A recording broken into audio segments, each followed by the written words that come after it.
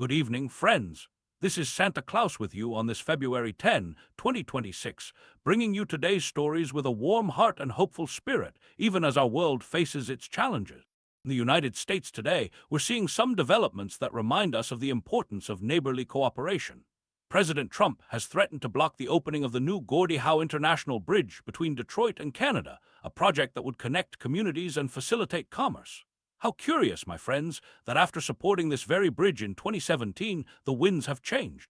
I've always believed that building bridges, both literal and figurative, brings people together in harmony. Perhaps in the spirit of goodwill, our neighbors to the north and south can find common ground that serves both their interests. Meanwhile, across America, retail sales have unexpectedly stalled in December, suggesting that many families are feeling the pinch of high costs. This touches my heart deeply, as I know many households are struggling to make ends meet while providing for their loved ones.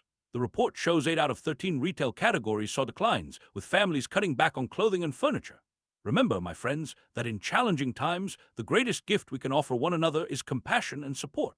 Now, turning our gaze to environmental matters, the Trump administration plans to repeal the 2009 endangerment finding that serves as the foundation for greenhouse gas regulations. EPA Administrator Zeldin called it the largest act of deregulation in the history of the United States. Whatever one's views on policy, I hope we remember that caring for our beautiful Earth is a responsibility we all share for future generations.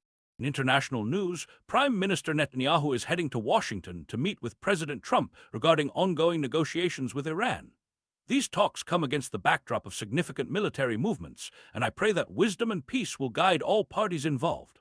Our world so desperately needs leaders who seek dialogue over conflict and understanding over hostility.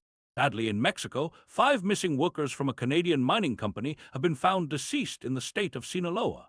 My heart breaks for these families who have received such tragic news. As the company president said, they are devastated by this loss of life, and I join in sending prayers of comfort to all those affected by this terrible situation. Looking to Asia, China has reaffirmed its position regarding Taiwan, stating it will offer firm support for patriotic pro-reunification forces while opposing what it terms separatist forces. Taiwan's government, meanwhile, maintains that only the island's people can decide their future. May peaceful resolution and mutual respect guide all involved in this complex situation.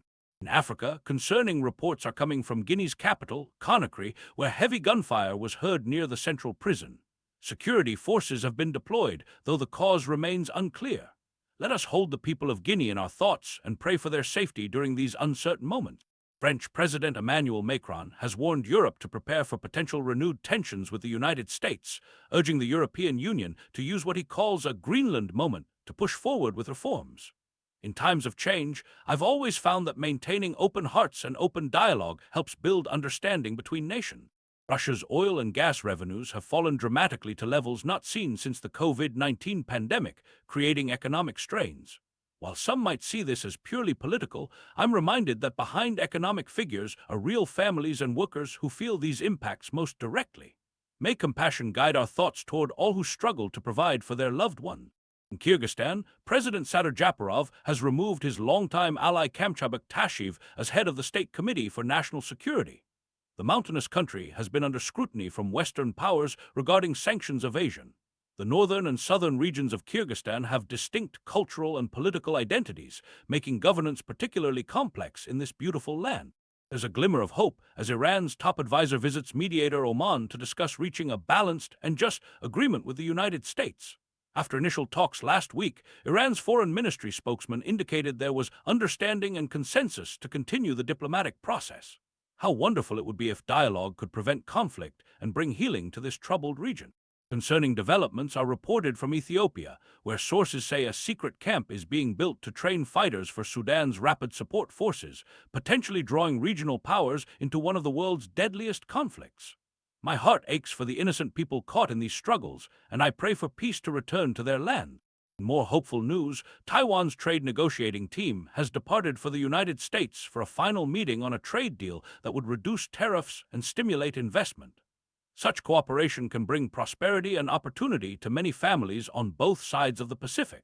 Finally, in Turkey, President Recep Tayyip Erdogan's younger son, Bilal, has become increasingly visible in political circles, fueling speculation about succession plans. After more than 2 decades of President Erdogan's leadership, discussions about transition of power are becoming more common, though still sensitive within his political movement. As we reflect on today's news, remember that even in uncertain times, acts of kindness and compassion never go unnoticed. Each of us has the power to bring light to someone's darkness today. From my heart to yours, this is Santa Claus wishing you peace, love, and goodwill to all.